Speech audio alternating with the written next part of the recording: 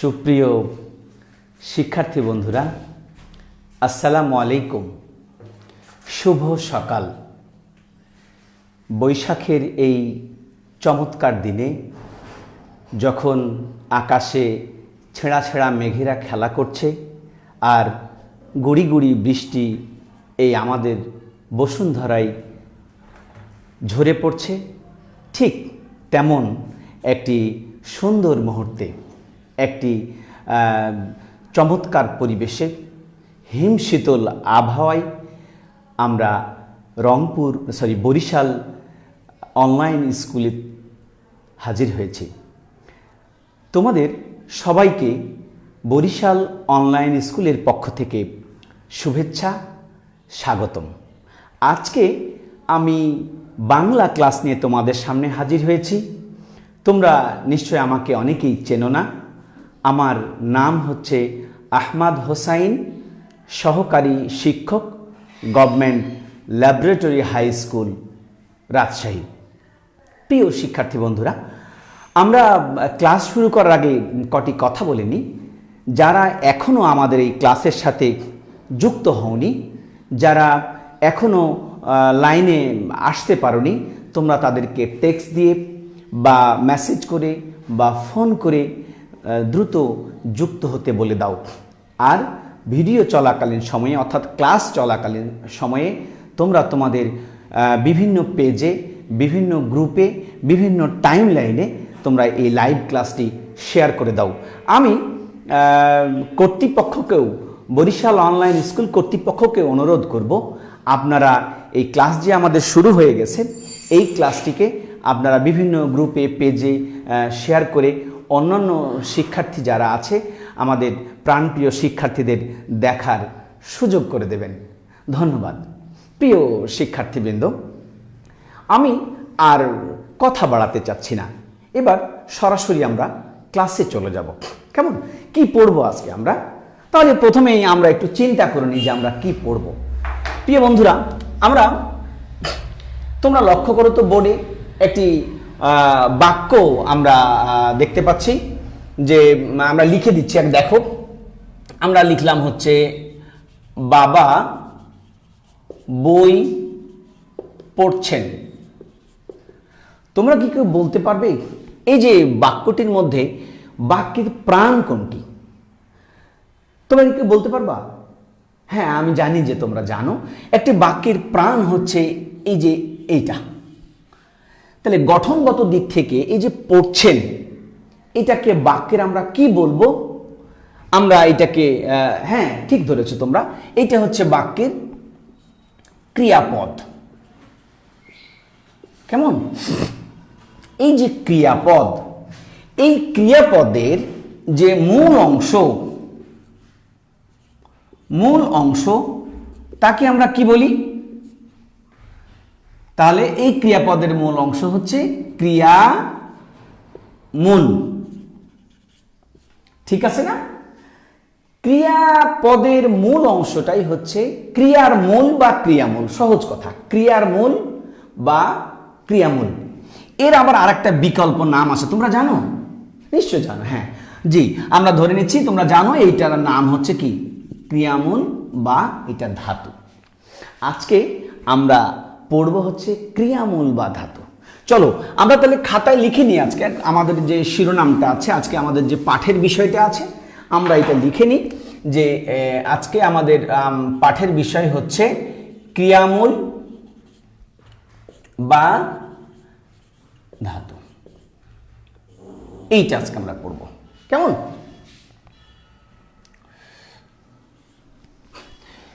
প্রিয় শিক্ষার্থী বন্ধুরা, আজকে আমরা এই বরিশাল অনলাইন স্কুলে ক্রিয়ামূল বা ধাতুর ক্লাসটি এমনভাবে ডিজাইন করেছি যাতে এই ক্লাসটি ষষ্ঠ শ্রেণীর বন্ধুরা, সপ্তম শ্রেণীর বন্ধুরা, অষ্টম শ্রেণীর বন্ধুরা, নবম শ্রেণীর বন্ধুরা এবং দশম শ্রেণীর বন্ধুরা, শুধু কি তাই, মাধ্যমিক ছাড়িয়েও যদি আমরা আরও উপরে যেতে চাই, একাদশের বন্ধুরা, দ্বাদশের বন্ধুরা, দুঃখিত, শুধু তাই নয়, শুধু একাদশ দ্বাদশ পর্যন্ত সীমাবদ্ধ নাই।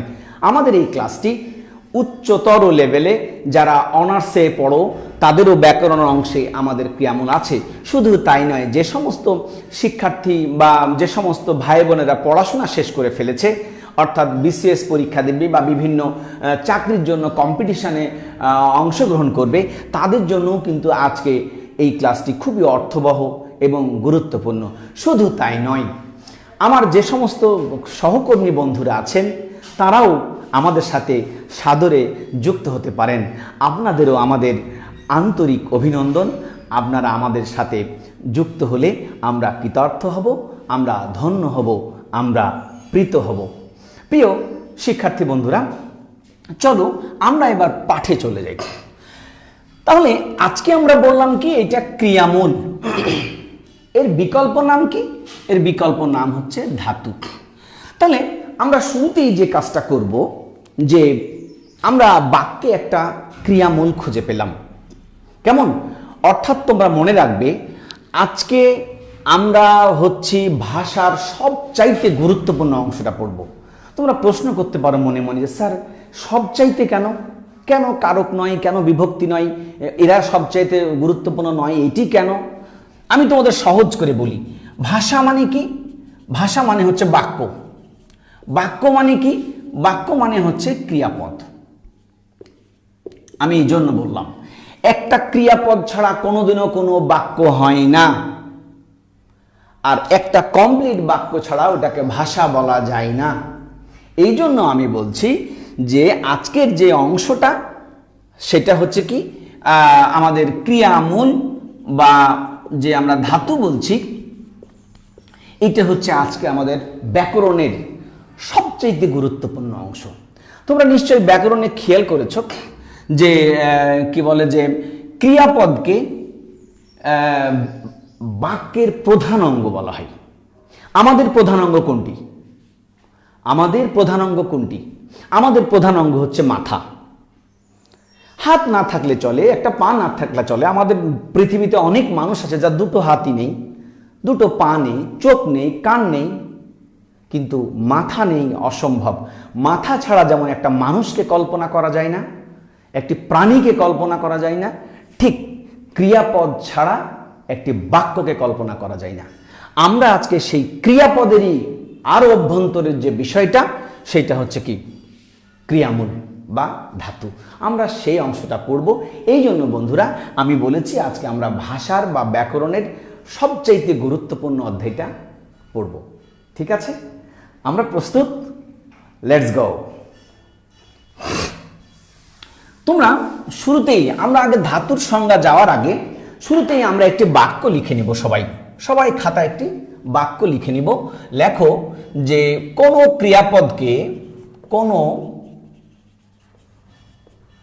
ক্রিয়াপদকে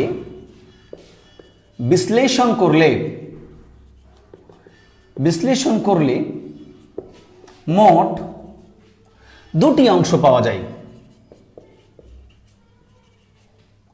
দুটি অংশ পাওয়া যায়। তাহলে কোনো বলতে কি বোঝায়?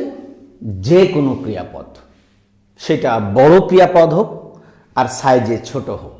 খাই বলল ক্রিয়াপদ, খাইতেছিলাম বললেও ক্রিয়াপদ। ক্রিয়াপদটা যেমনই হোক, তার অংশ কটি? আমরা দুটি অংশ পাবো। এটি একটি গুরুত্বপূর্ণ অংশ, একটি গুরুত্বপূর্ণ অপশন, একটি গুরুত্বপূর্ণ এমসিকিউ। তোমরা এটা হরহামেশাই পরীক্ষা আসে, একটি ক্রিয়াপদকে বিশ্লেষণ করলে আমরা মোট কয়টি অংশ পাই? দুটি। কি কি? এক নাম্বার, একটা হচ্ছে ক্রিয়ামূল বা ধাতু, আরেকটি হচ্ছে ক্রিয়া বিভক্তি। এই হচ্ছে আমাদের খুবই গুরুত্বপূর্ণ একটা তথ্য। একটা হচ্ছে ক্রিয়ামূল বা ধাতু, আরেকটি হচ্ছে কি, ক্রিয়া বিভক্তি। প্রিয় শিক্ষার্থী বন্ধুরা, আমরা ওই যে একটা বাক্য লিখেছিলাম যে বাবা বই পড়ছেন, কেমন? তাহলে এইটাকে ব্যাখ্যা করলেই আমরা বুঝতে পারবো যে আমরা ক্রিয়াপদ পেয়েছিলাম। ওখানে কি ক্রিয়াপদ পেয়েছিলাম? আমরা পড়ছেন, এইটি ক্রিয়াপদ। আমরা একে যদি ভাঙি তাহলে আমরা এরকম পাবো, এই যে এই ধাতু চিহ্ন, এটা হচ্ছে, আগে আমরা বলবো পর ধাতু, যোগ ছেন। তাহলে আমরা এইটা হচ্ছে 1 নম্বর অংশ, ধাতু বা ক্রিয়ামূল। ক্রিয়ার মূল কি, পড়ছেনের ক্রিয়ামূল কি, পড়। আর এইটা হচ্ছে এই 2 নম্বর অংশ, ছেন। আজকে কিন্তু আমরা এইটুকু পড়ব।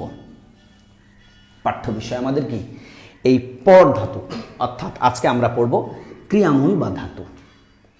তাহলে আমরা প্রাথমিকভাবে এইটুকু আমাদের মনে রাখলেই চলবে, যে কোনো ক্রিয়াপদকে বিশ্লেষণ করলে আমরা 2টি অংশ পাই, একটি হচ্ছে ক্রিয়ামূল বা ধাতু, আর একটি হচ্ছে বিভক্তি।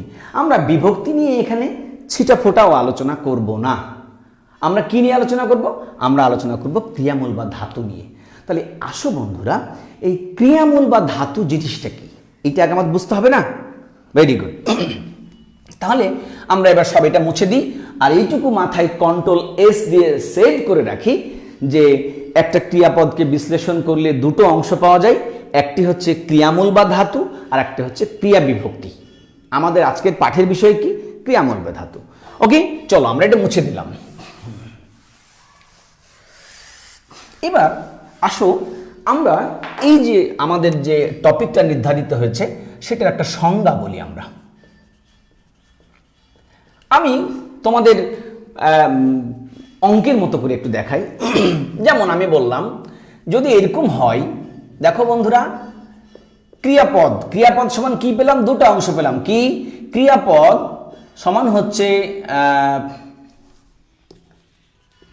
ক্রিয়ামূল বা ধাতু প্লাস বিভক্তি। কেমন? তাহলে আমাদের আজকে ক্রিয়ামূল সমান কি, ক্রিয়ামূল সমান কি, তাহলে ক্রিয়ামূল সমান হবে এরকম লিখে নাও তোমরা, ক্রিয়াপদ মাইনাস বিভক্তি। তাহলে কি থাকলো, ক্রিয়াপদ মাইনাস বিভক্তি ইকুয়াল টু ক্রিয়ামূল।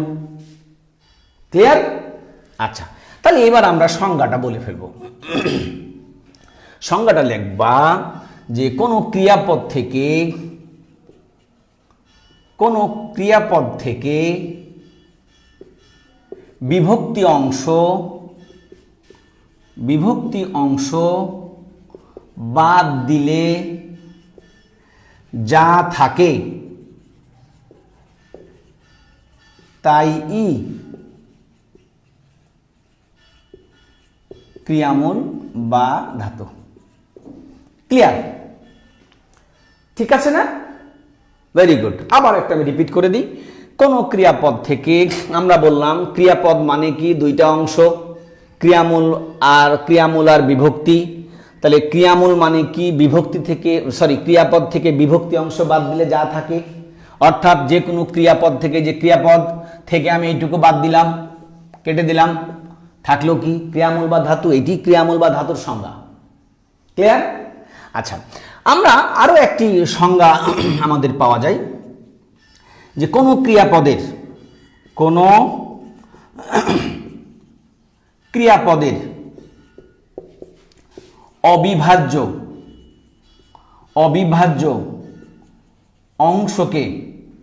অবিভাজ্য অংশকে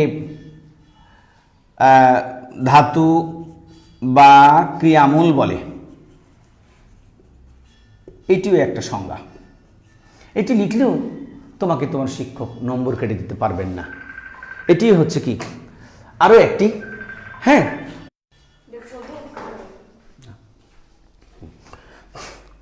তাহলে এবার প্রশ্ন হচ্ছে যে এই অবিভাজ্য অংশ মানে কি? অবিভাজ্য অংশ মানে কি?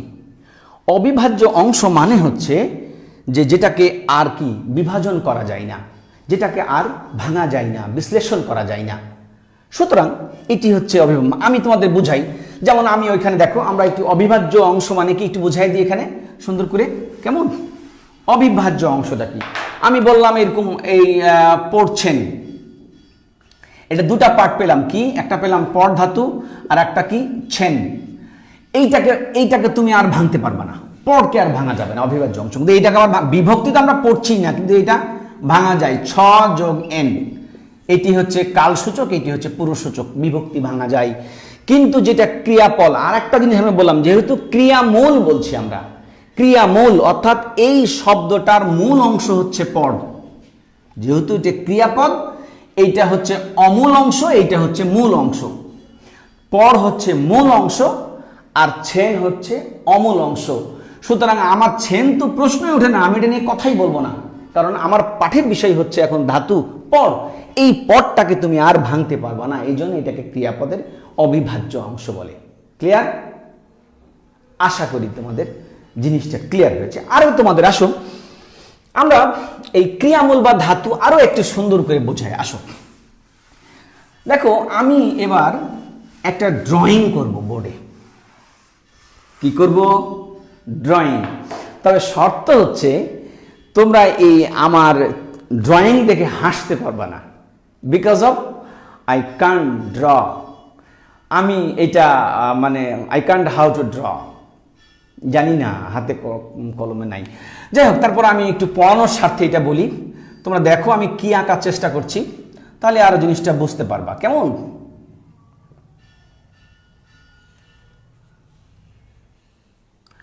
এটা আমি জানি না তোমরা এটা কতটুকু ভালো করে নিবা।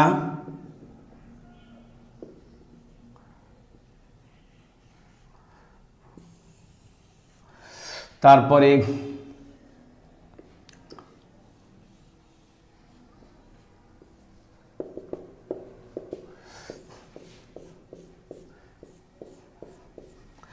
আমরা একটি কিসের ছবি?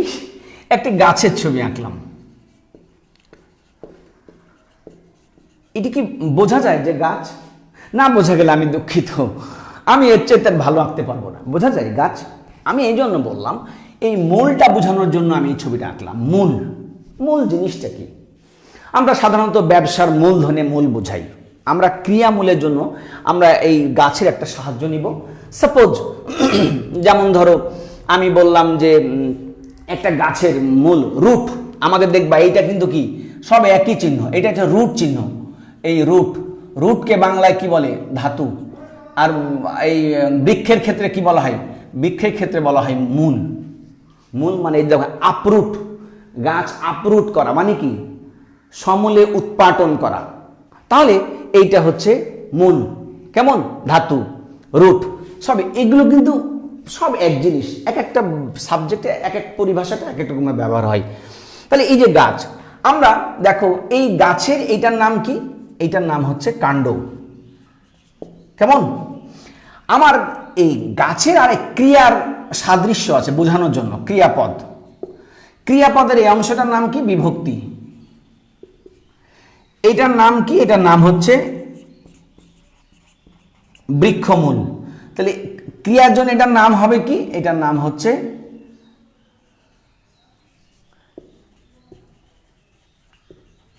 ক্রিয়ামূল।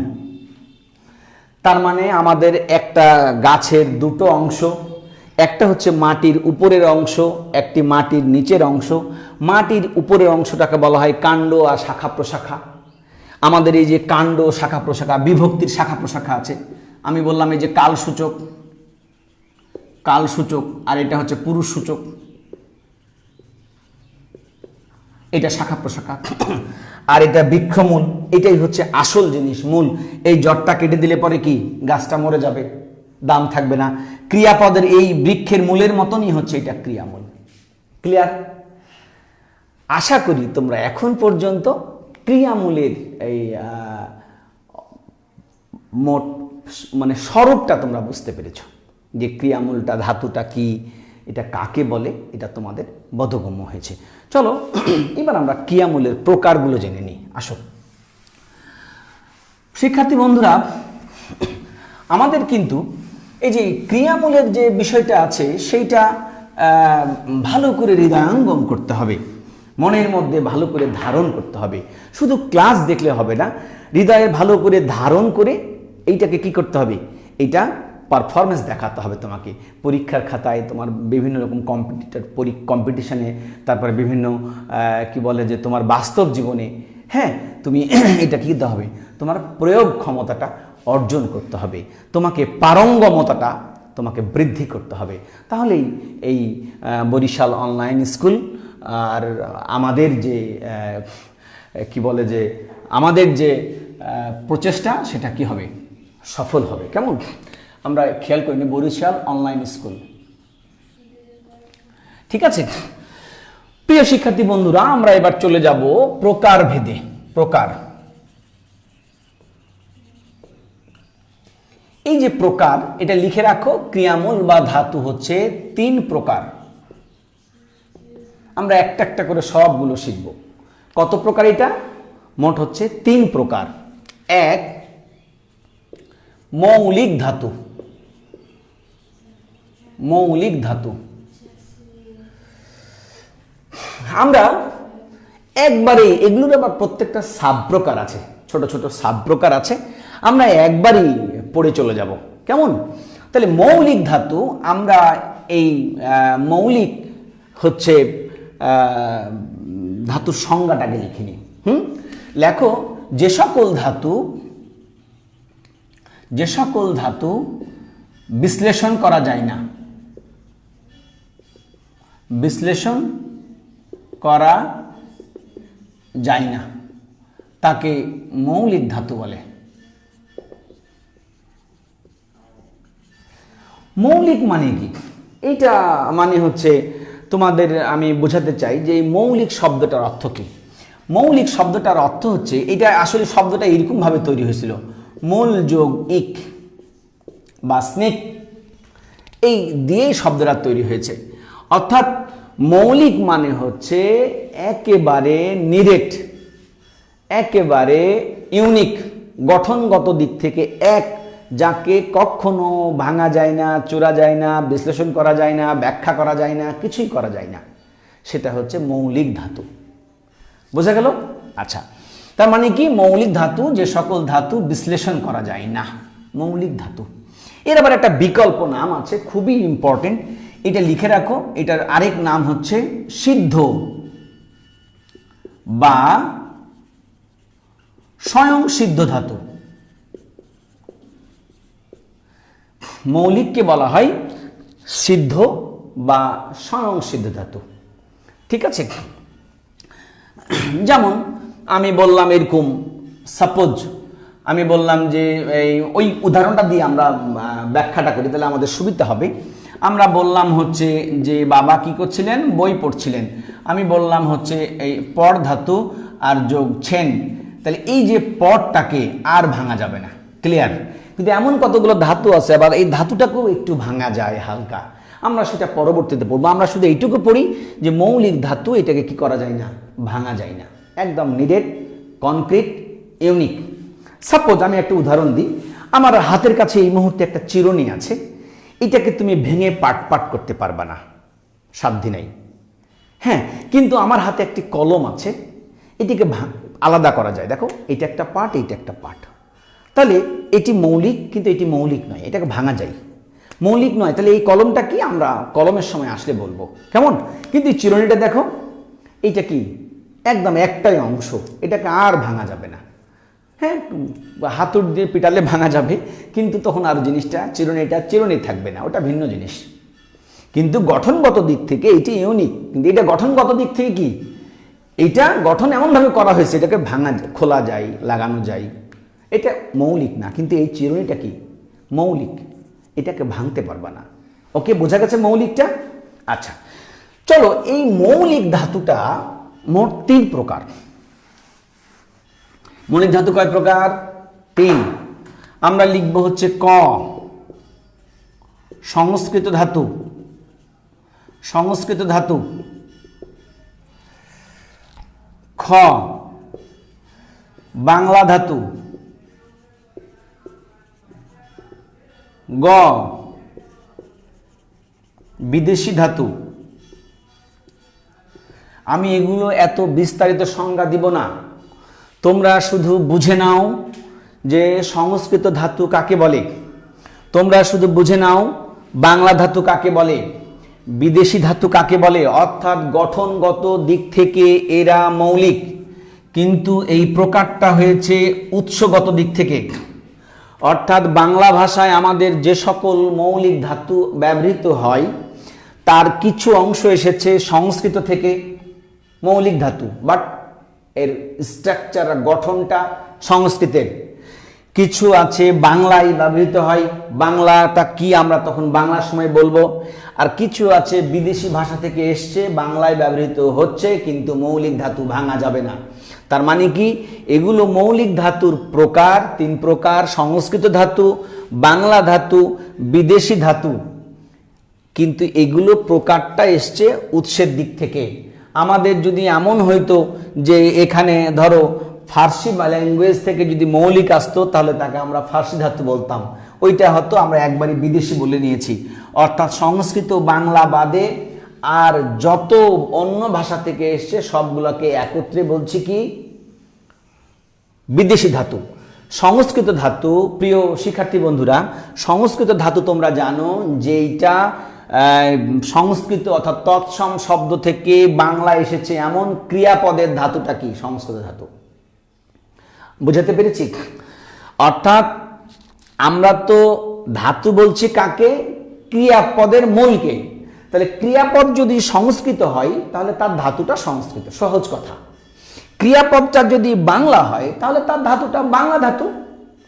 ক্রিয়াপদটা যদি বিদেশি ক্রিয়াপদ হয়, কেমন, এই যেমন আস্তে আস্তে, যেমন ধরো আমি এরকম বললাম যে এই বাবা বাজার থেকে ফিরেছে, এই ফির ধাতু হিন্দি থেকে এসেছে, তাহলে এই ফিরেছে ফির ধাতু এটা বিদেশি। আমরা উদাহরণ দিলে আরো আমাদের কাছে কি জলবৎ তরলং হয়ে যাবে, একদম পানির মতো সোজা হয়ে যাবে। প্রিয় শিক্ষার্থী বন্ধুরা, আমরা তার এইটুকু বুঝেছি যে মৌলিক ধাতু যাকে ভাঙা যায় না, এটি হচ্ছে মৌলিক ধাতু। আর যেগুলোকে ভাঙা যায় না সেগুলো মৌলিক ধাতু, সেগুলো 3 প্রকার: সংস্কৃত, বাংলা, বিদেশি।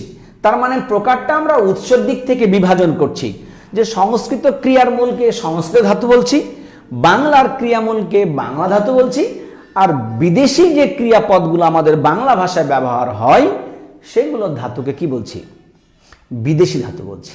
ক্লিয়ার? আমরা উদাহরণ দিলে তোমাদের কি বিষয়টা আরো পরিষ্কার হয়ে যাবে। যেমন ধরো আমি এরকম বললাম শ্রু, শ্রু, আমি বললাম হচ্ছে স্থা, আমি বললাম হচ্ছে গম, কেমন, তারপরে আমি বললাম হচ্ছে পট, আমি বললাম হচ্ছে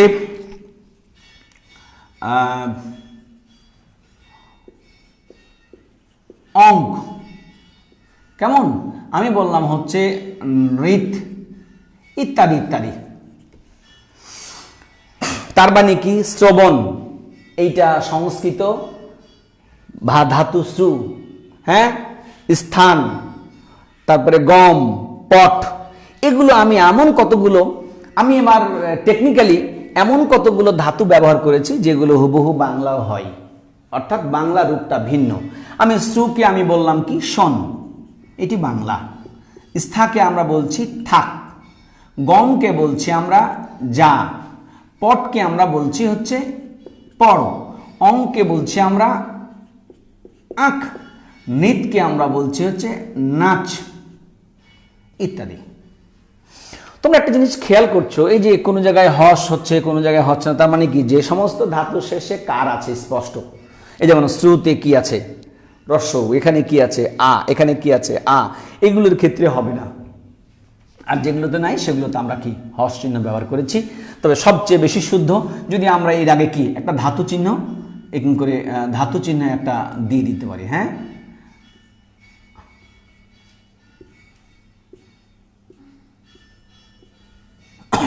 বোঝা গেল? তাহলে সংস্কৃত ধাতু, বাংলা ধাতু আর কি বিদেশি ধাতু। এরপরে আমরা এবার বিদেশির উদাহরণ দিই। যেমন ধরো আমি বললাম হচ্ছে এই খাট, খাট মানে কি শোয়ার খাট না, কিন্তু এই খাট, খাট মানে হচ্ছে খাটুনি করা, পরিশ্রম করা, এটি হিন্দি থেকে এসছে খাট। এরপরে আমি লিখলাম হচ্ছে ফির, ফির পুনরাগমন বা ফেরা, হ্যাঁ। তারপরে এই যে আমাদের টিচারেরা অনেক সময় বলে এই এত চেঁচায় না, চেঁচ, চিৎকার করা, কেমন, আচ্ছা। তারপরে এই এরকম আমরা দেখো, আমরা জানি না এটা আমাদের বাংলা শব্দের ধাতু নয়। এই যে বৃষ্টিতে ভিজছে, ভিজ, এটা হিন্দি থেকে এসছে। ভিজ মানে কি, কেউ তোমরা বলতে পারবে? ভেজা না, ভিজ মানে কি? ভেজা তো বুঝলামই, ভিজ, ভিজ মানে সিক্ত হওয়া। কেমন? তারপরে এরকম আছে জম, একদম জমে গেছে, ঘনীভূত হওয়া। হ্যাঁ, তারপরে এরকম আছে ঝুল। ঝুল মানে কি? ঝুল মানে হচ্ছে দোলা, ঝুলা। বা এরকম হতে পারে টান, একজনের প্রতি আর আমার প্রতি তোমাদের টান, তোমাদের প্রতি আমার টান, আকর্ষণ। এটি বিদেশি থেকে এসছে। কেমন? তারপরে এই একটা শব্দ আছে আঁট, আঁটো সাঁটো হওয়া। আঁট শব্দের আসলে মূল অর্থ হচ্ছে শক্ত করে বাঁধা, আঁট। আমরা অসংখ্য দিতে পারি, ইত্যাদি দিয়ে দিই আমরা। হ্যাঁ, তাহলে আমাদের যে এখন পর্যন্ত যে 3টা 1 নম্বর মৌলিক ধাতুর প্রকারগুলো আশা করি তোমাদের বোধগম্য হয়েছে। ক্লিয়ার?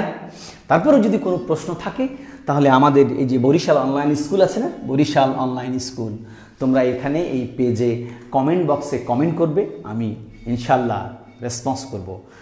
তোমরা যদি চাও তাহলে এই যে ভিডিও দেখবা ডেসক্রিপশনে আমার ইউটিউব লিঙ্ক আছে, ওই লিঙ্কে ট্যাপ করে ইউটিউব পেজে ঢুকে ওইখানে সাবস্ক্রাইব করবে। এরপরে বেল আইকন টিপে নোটিফিকেশনের জন্য রেডি থাকবে। আর ওখানে মন্তব্য করলেও বা প্রশ্ন করলেও আমি কি করব, তোমাদের প্রশ্নের উত্তর দেবো ইনশাআল্লাহ। বোঝা গেল? তাহলে আমরা এখন এই 3 প্রকারের 1 প্রকার পড়লাম, মৌলিক ধাতু। তারপরে মৌলিক ধাতু বললাম যে সকল ধাতু বিশ্লেষণ করা যায় না তাকে মৌলিক ধাতু বলে। এগুলোর আর একটা বিকল্প নাম আছে, সিদ্ধ বা স্বয়ংসিদ্ধ ধাতু। আর এইটা আবার 3 প্রকার। 3 প্রকারের মধ্যে প্রথম প্রকার হচ্ছে সংস্কৃত। সংস্কৃত ক্রিয়াপদের মূলটাকে সংস্কৃত ধাতু বলে। বাংলা, যেটা সংস্কৃত নয়, প্রাকৃত একটা ভাষার স্টেজ আছে, ওইখান হয়ে বাংলাতে এসছে। অর্থাৎ শব্দটা যাত্রা সংস্কৃতে শুরু হয়েছিল, প্রাকৃত ভাষায় একটু চেঞ্জ হয়ে বাংলাতে প্রবেশ করেছে। একটা উদাহরণ বলতে পারি তোমাদেরকে, শব্দটা ছিল মস্তক, তারপরে হয়ে গেল মথ্যু, তারপরে হয়ে গেল মাথা। তাহলে এই যে মাথাটা হচ্ছে বাংলা, এইটা সংস্কৃত, এইটা হচ্ছে প্রাকৃত, এইটা হচ্ছে বাংলা। তাহলে এইরকম যদি কোনো ধাতু থেকে থাকে তাহলে সেটা কি বাংলা ধাতু। আর একটা হচ্ছে সংস্কৃত থেকেও নয়, বাংলা থেকেও নয়, বিদেশি ভাষা থেকে এসে আমাদের বাংলায় হরহামেশা কিছু কিছু ক্রিয়াপদ ব্যবহৃত হচ্ছে। এই ক্রিয়াপদগুলোর মূলগুলোকে বলা হয় কি বিদেশি ধাতু। ক্লিয়ার? চলো এবার আমরা দ্বিতীয় প্রকারে চলে যাই। প্রিয় শিক্ষার্থী বন্ধুরা, আমরা এবার দ্বিতীয় প্রকারের মধ্যে চলে যাব। এটির নাম হচ্ছে সাধিত ধাতু। কি? খাতায় তুলে নাও। কি? 2 নম্বর হচ্ছে সাধিত ধাতু।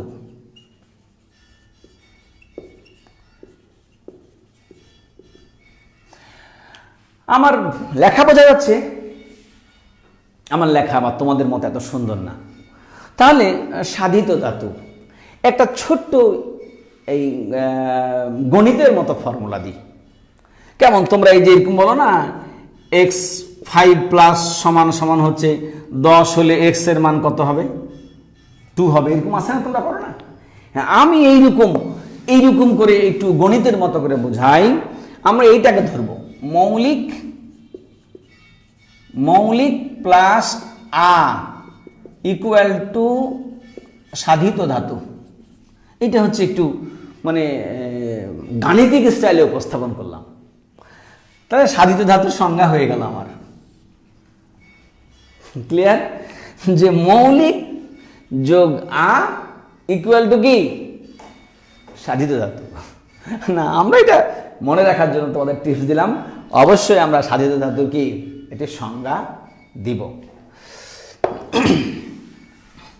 লেখো, ওই কথাটাই আমরা বলবো। মৌলিক ধাতুর পরে আ প্রত্যয় যোগে যে ধাতু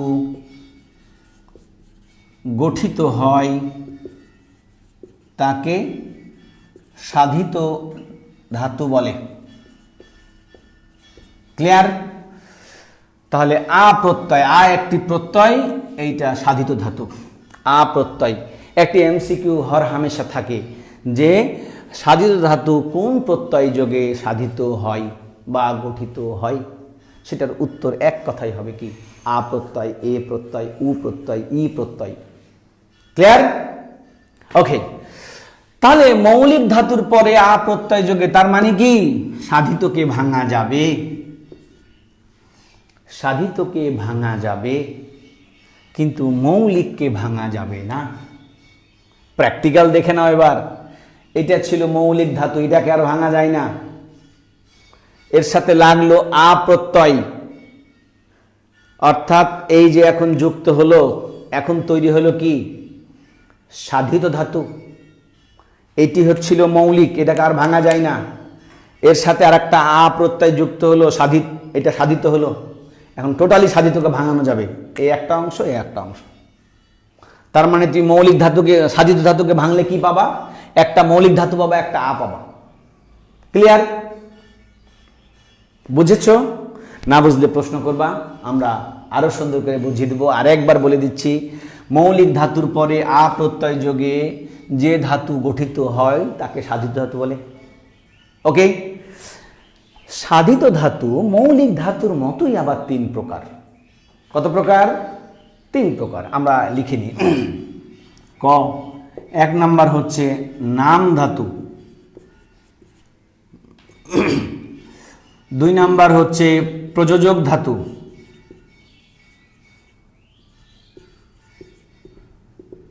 তিন নাম্বার হচ্ছে কর্মবাচ্যের ধাতু। ব্যাস। এখন নাম ধাতু কি, এইটা আমাদের বুঝতে হলে আমাদের এবার একটু পেছনে ফেরত যেতে হবে। কেমন? নাম ধাতুটা কি তোমরা কি বলতে পারো? এই যে নাম পদ কি, তোমাদের একটু বুঝিয়ে দিয়ে, বোর্ডে দিয়ে খেয়াল করো।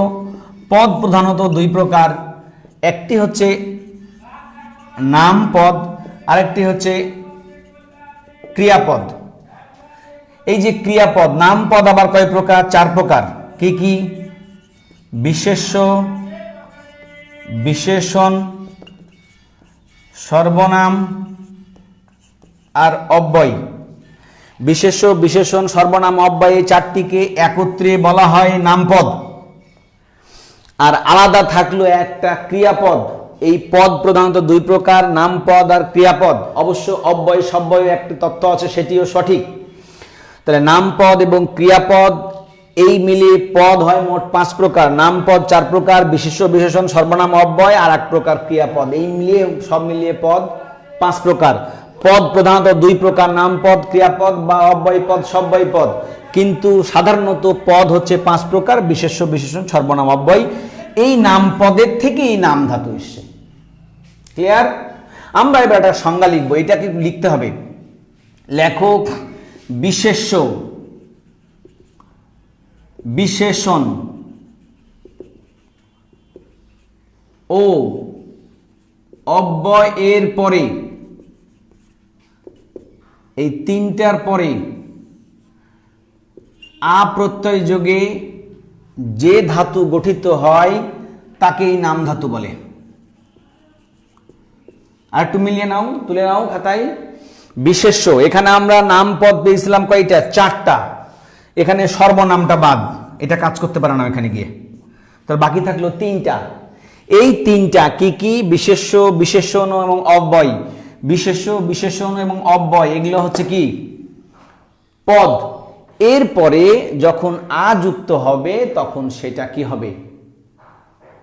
নাম ধাতু হবে। তার মানে এখানে বিশেষ্য, বিশেষণ, অব্যয় পদ ধাতু হিসেবে ব্যবহৃত হবে। এরা এখানে অব্যয় পদ কিন্তু ক্রিয়ার ধাতু হিসেবে ব্যবহৃত হবে। আমরা উদাহরণ দিলে আরো পরিষ্কার হবে, এই জন্য এগুলোকে কি বলা হয়? নাম ধাতু বলা হয়। চলো আমরা এবার হচ্ছে একটি উদাহরণ দেখলে আমাদের কাছে জিনিসটা আরো জলবৎ তরলং হয়ে যাবে। ওকে বন্ধুরা, তোমরা মনে রাখবে, একেবারে মাথায় রাখবে যে আমাদের জিনিসগুলো খুব মনোযোগ দিয়ে খেয়াল করতে হবে। হ্যাঁ, আমি তোমাদের সংস্কৃতে একটি প্রবাদ বলি যে পরিশ্রমং বিনা বিদ্যা ন ভবতি। কি বললাম? লিখে নিবে তোমরা। হ্যাঁ, পরিশ্রমং বিনা বিদ্যা ন ভবতি। এই প্রবাদটার অর্থ হচ্ছে কষ্ট, সাধনা, পরিশ্রম ছাড়া বিদ্যা অর্জিত হয় না। সুতরাং আমাদের একটু মনোযোগ দিয়ে কি করতে হবে? চলতে হবে। মনোযোগ দিয়ে দেখতে হবে, পড়তে হবে, বুঝতে হবে। ক্লিয়ার? চলো আমরা এবার এই যে নাম ধাতু বিশেষ্য বিশেষণ অব্যয়ের পরে আযুক্ত করলে, অর্থাৎ এখানে কিন্তু দেখো, এখানে কিন্তু আমাদের ব্যাকরণের সাথে একটা কন্ট্রাডিক্টরি বক্তব্য আছে, একটা পরস্পর বিরোধী বক্তব্য আছে। সেটা কেমন? ওইটা বিশেষ্য পদ কিন্তু ক্রিয়া হিসেবে ব্যবহৃত হচ্ছে, ক্রিয়ার মূল হিসেবে ব্যবহৃত হচ্ছে বাক্যে। দেখো কিভাবে হয়, আমরা উদাহরণ দিই, তাহলে আরো ক্লিয়ার হবে। মুছে দিলাম এটা বন্ধুরা, মুছে দিলাম। হ্যাঁ,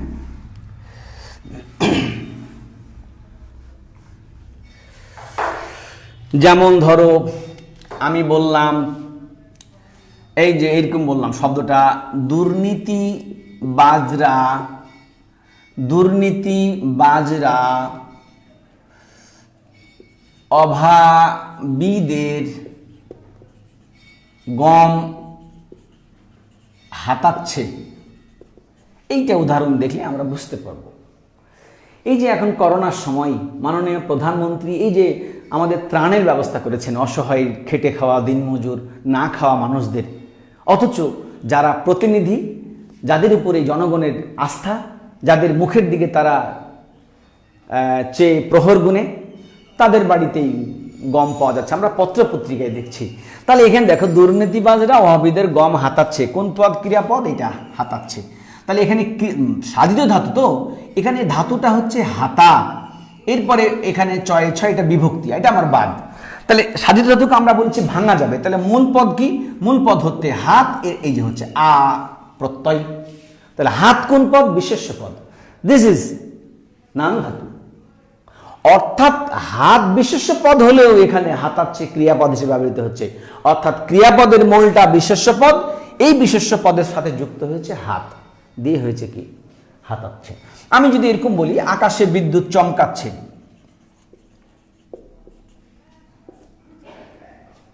কি? তাহলে চমকাচ্ছে, চমক যোগ আ, চমকা। তারপরে এই যে এই তুমি এই লাঠিটি বাঁকিয়ে ধরো, শব্দটা ছিল বাঁকায়ে, কেমন? তারপরে আমি এরকম বললাম, দেখো বিশেষ্য দিয়ে দিলাম, বিশেষণ দিয়ে দিলাম। আমরা অব্যয় দিয়ে একটা উদাহরণ দিই। নাম ধাতুর কন্ডিশন কয়টা? বিশেষ্য, বিশেষণ, অব্যয়।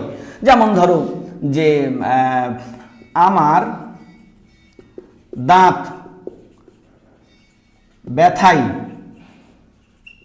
কনকনাই। তাহলে এই যে কনকনাই, হ্যাঁ, ফোড়াটা টনটনাই, বায়ু বাইরে বায়ু সনসনাচ্ছে, খাদ্যের উপর মাছি ভন ভনাচ্ছে বা ভন ভনাই, তাও হবে। তাহলে এখানে শব্দটা ছিল কি? এই কনকনা। এইটি হচ্ছে কি? এইটি হচ্ছে ক্রিয়ামূল বা ধাতু। এখন এর সাথে আবার ভাগ করো তুমি এটাকে, যেহেতু আমরা সাধিত ধাতু কি করা যায়? বিশ্লেষণ করা যায়। তাহলে শব্দটা হচ্ছে কনকন যোগ আ। তাহলে এইটি হচ্ছে অব্যয় পদ, আর এইটা হচ্ছে কি? প্রত্যয়। ক্লিয়ার? আচ্ছা, তাহলে আমরা এতক্ষণ কি পড়লাম? নাম ধাতু পড়লাম। তবে খেয়াল করে বন্ধুরা, এখানে কিন্তু একটা জিনিস আছে, এই নাম ধাতু আ প্রত্যয় যোগ হবে, এইটাও আ প্রত্যয় যোগ হবে, এইটাও আ প্রত্যয় যোগ হবে, সবগুলাই তো আ। বুঝবা কেমনে কোনটা নাম, কোনটা প্রযোজক, কোনটা কর্মবাচ্য, এটা বুঝবা কেমনে?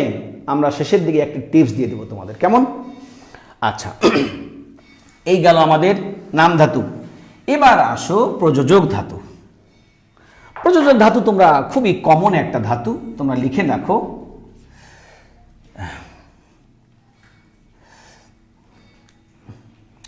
যে ক্রিয়াপদ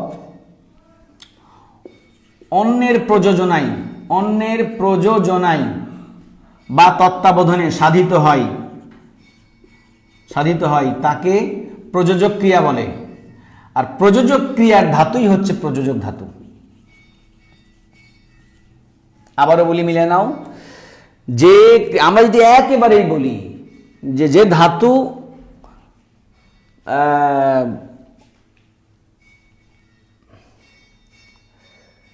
অন্যের প্রযোজনায় ব্যবহৃত হয়, বা আমরা আরেকটু সুন্দর করে বলি, দেখো আরেকটা সুন্দর করে বলা যেতে পারে যে আমরা যদি এর সাথে সুর মিলিয়ে বলি যে মৌলিক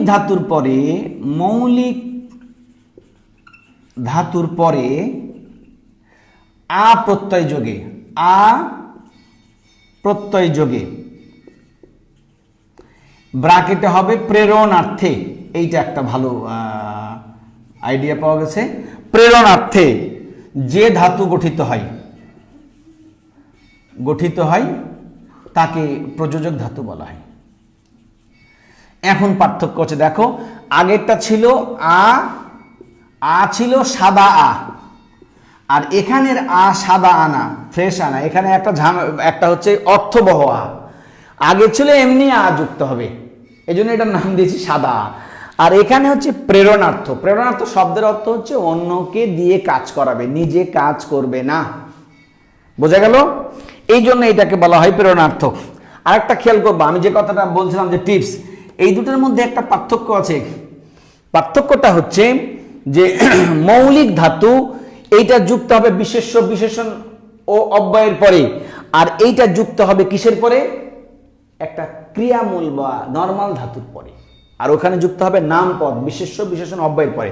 দেখো আমি একটা উদাহরণ দিই, তাহলে আমি এরকম হয়তো শিক্ষক, দেখো ভালো করে দেখো, শিক্ষক ছাত্রকে ব্যথাচ্ছেন, যদিও এই দুর্দিন এখন আর নেই। আমি বললাম ব্যথাচ্ছেন। আমি বলেছি বায়ু বাইরে শোনাচ্ছে। তারপরে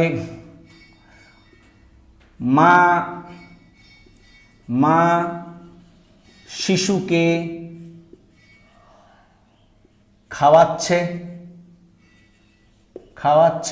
খাওয়াচ্ছেন, সম্মান দিক,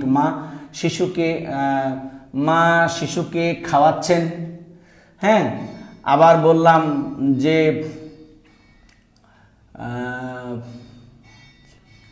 খাওয়াচ্ছেন, শোনাচ্ছেন। তারপর বললাম যে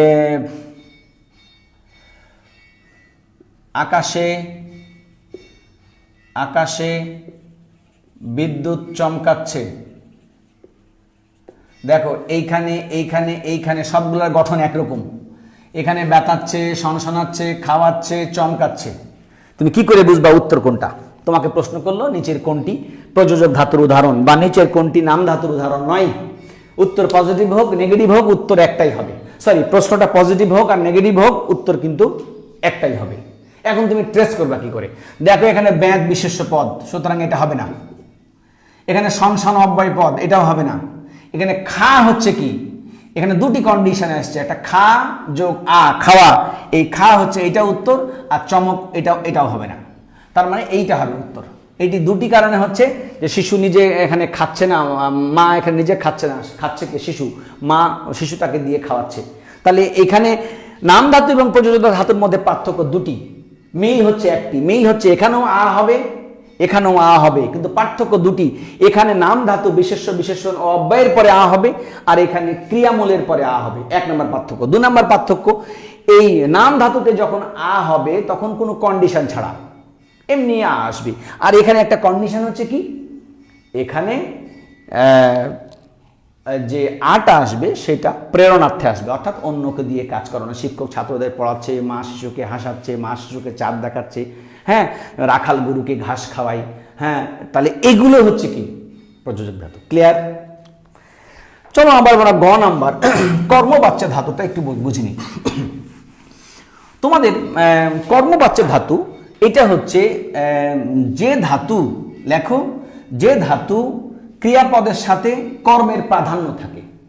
যে ধাতুতে ক্রিয়াপদের সাথে কর্মের কি একটা প্রাধান্য থাকে। হ্যাঁ, যেমন ধরো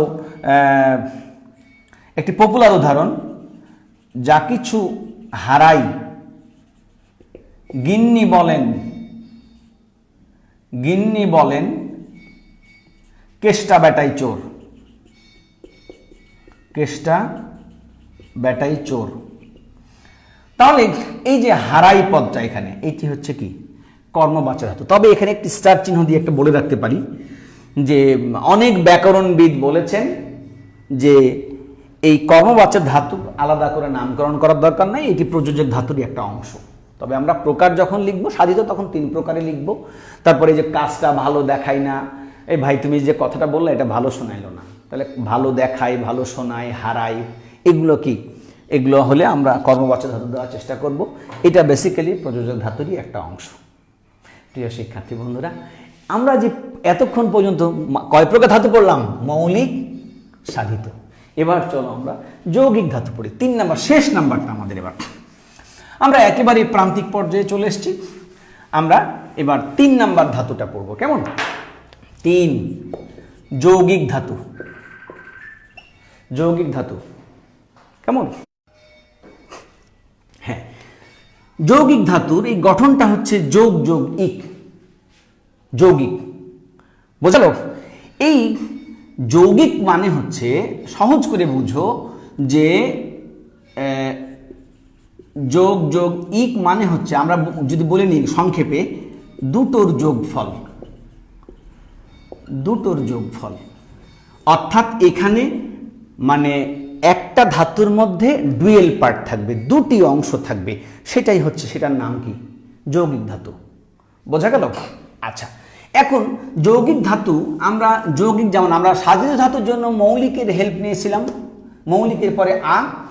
যৌগিক ধাতুর জন্য আমরা আবার সাধিতের নামের হেল্প নেব। নাম ধাতু পড়েছিলাম কি কি পদযোগে, তাহলে এখানে লিখবা যে বিশেষ্য, বিশেষণ, অব্যয়, এই 3টা নাম ধাতুতে পেয়েছিলাম না? বিশেষ্য, বিশেষণ ও অব্যয় পদের সাথে বা পদের, বিশেষ্য, বিশেষণ, অব্যয় পদের পরে কতগুলা কন্ডিশন আছে? কর, দে, খা, পা, যা, হ, এইরকম কিছু যুক্ত থাকবে। তার মানে কি, ধাতুটা হবে, সাপোজ আমি বললাম এখানে দিলাম বিশেষ্য, দিলাম বিশেষ্য প্লাস কর, এই দুটো মিলে যেটা হবে তাহলে দুটো পার্ট হবে। আমি এরকম বললাম যে, আমি বললাম যে এরকম বললাম যে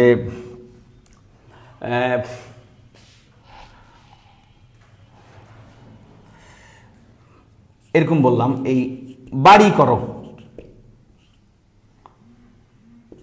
বাড়ি করো। তাহলে এই বাড়ি করো এইটা এট এ টাইম একটা ক্রিয়াপদের হচ্ছে কি, এই বাড়ি কর, যখন আমি বলবো কর, তো করো তো ক্রিয়াপদ হয়ে যাবে, বাড়ি কর, এইটা একটা কি ধাতু। হ্যাঁ, ভয় কর, লজ্জা পা, সিনেমার নাম কি, আবার তোরা, আবার তোরা মানুষ হ। তাহলে এই যে মানুষ, এটা একটা এট এ টাইমে কি ক্রিয়াপদ ও ধাতু, এটা তুচ্ছাত্মক রূপে ব্যবহৃত হয়েছে। তাহলে এই যে ডুয়েল পার্ট, এটা বিশেষ্য পদ, এইটা হ ধাতু, যে হ ধাতু আছে এখানে, এইটি হচ্ছে কি ক্রিয়াপদ, যৌগিক ধাতু। তোমাদের মনে রাখবা যৌগিক ধাতু, তাহলে আমরা বললাম কি বিশেষ্য, বিশেষণ, অব্যয়ের পদ, অব্যয়ের পরে কর, দে, খা, পা, যা, হ ইত্যাদি যোগে যে ধাতু গঠিত হয় তাকে কি বলে? যৌগিক ধাতু বলে। হ্যাঁ, এর আরেক নাম, যৌগিক ধাতুর আরেক নাম হচ্ছে সংযোগমূলক ধাতু। সংযোগমূলক ধাতু নাম কি? এটা বিকল্প। তাহলে আমরা এটার বিকল্প নাম পেলাম, মৌলিক ধাতুর বিকল্প নাম সিদ্ধ বা স্বয়ংসিদ্ধ, সাধিতর কোনো বিকল্প নাম নাই, আর যৌগিক ধাতুর বিকল্প নাম হচ্ছে সংযোগমূলক ধাতু। মৌলিক ধাতুর 3 প্রকার, সাধিত ধাতুর 3 প্রকার, যৌগিক ধাতুর কোনো প্রকার নেই। ক্লিয়ার? আমরা এবার তোমাদের একটি ছোট্ট ধাতুর একটি ছোট্ট টিপস দেব, কেমন? বা একটা ছোট্ট গুরুত্বপূর্ণ একটি অংশ আমরা এখন বলবো, তারপরে আমরা ক্লাসের ইতি টানবো। একটি ধাতু আছে বাংলায়, এটির নাম হচ্ছে অজ্ঞাত মূল ধাতু। অজ্ঞাত মূল মানে কি? মানে এমন একটি ধাতু বাংলা ভাষায় ব্যবহার হয়, এই ধাতুটার উৎস অর্থাৎ এটি কোন ভাষা থেকে এসছে এটা সংস্কৃত থেকে এসছে, না প্রাকৃত থেকে এসছে, না অর্ধ তৎসম সংস্কৃত থেকে এসছে, না এটা পর্তুগিজ থেকে এসছে, না এটা মিয়ানমার ল্যাঙ্গুয়েজ থেকে এসছে, না এটা ফরাসি থেকে এসছে, না এটা কি বলে ইংরেজি থেকে এসছে, এটা কেউই নির্ণয় করতে পারেনি।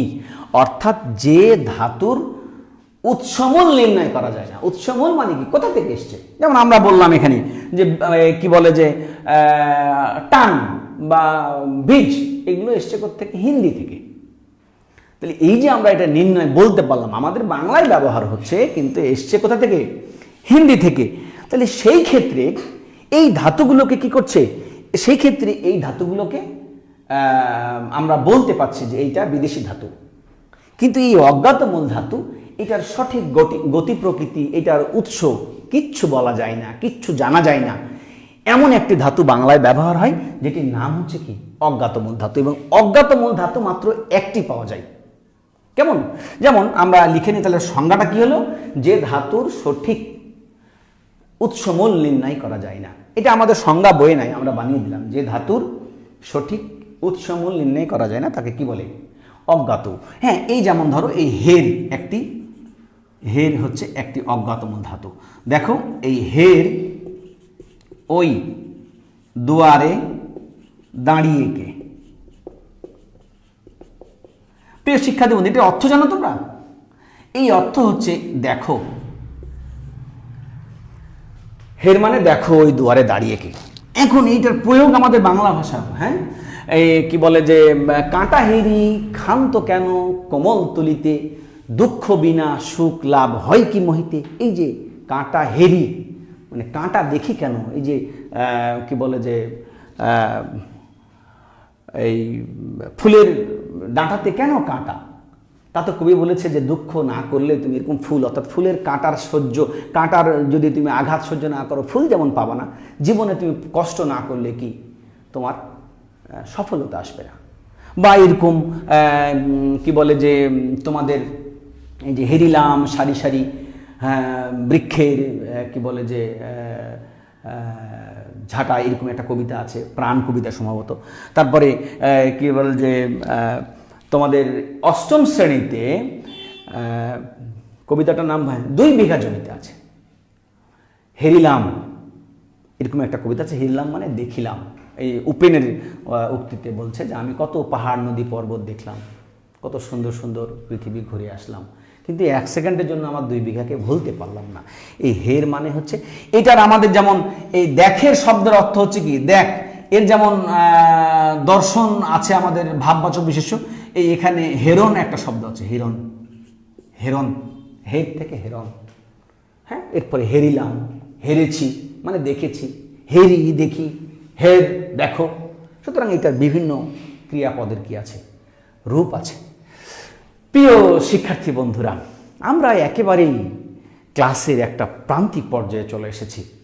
আশা করি তোমাদের এই ক্লাসটি বেশ ভালো লেগেছে এবং আমার বিশ্বাস, শিক্ষক হিসেবে আমি বিশ্বাস করি, আমি মনে প্রাণে বিশ্বাস করি তোমাদের জন্য এটি একটি অতি উপকারী বিষয় ছিল আজকে। যাই হোক, প্রিয় শিক্ষার্থী বন্ধুরা, আমি খুব একটা সচরাচর বাড়ির কাজ দেই না। আমাদের অনলাইন ক্লাসে বাড়ির কাজ যেহেতু দেখার সুযোগ থাকে না, দেই না। তবে আমি তোমাদের একটি বাড়ির কাজ দেব না, একটি পরামর্শ দিব। পরামর্শটা হচ্ছে এরকম, তোমার বাড়িতে যে অব্যবহৃত বা জানুয়ারি ফেব্রুয়ারি মার্চ চলে গেছে এমন মাসের যে ক্যালেন্ডার আছে না, এই ক্যালেন্ডারের উল্টো দিকে তুমি এরকম একটা পৃষ্ঠায় উল্টো দিকে তুমি একটা ধাতুর ডায়াগ্রাম করে তুলবা।